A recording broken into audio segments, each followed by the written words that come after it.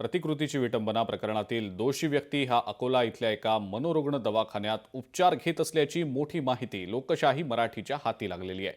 ही व्यक्ती मनोरुग्ण असून या आजारामध्ये व्यक्ती गैरवर्तन करून बडबड करत असल्याचं डॉक्टरांचं म्हणणं आहे। तर डॉक्टरांनी सांगितलेले औषधोपचार या व्यक्तीनं घेतलेले नसल्यानं हा आजार पुन्हा बळावल्याचा संशय सुद्धा डॉक्टरांनी व्यक्त केला आहे। तर असं कृत्य करणारी ही व्यक्ती मनोरुग्ण असल्यानं त्याच्याकडे सहानुभूतीनं पाहण्याचं आवाहन या व्यक्तीच्या डॉक्टरांनी केल्याचं दिसतंय।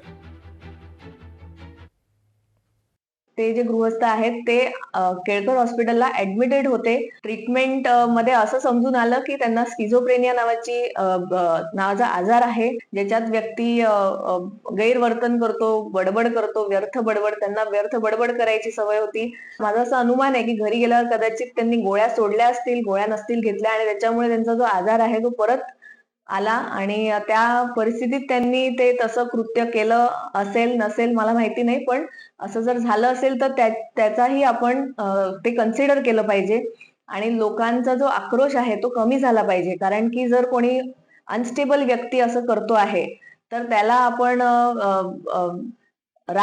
त्याच्यावर राग करून त्याला मारून वगैरे जमणार नाही।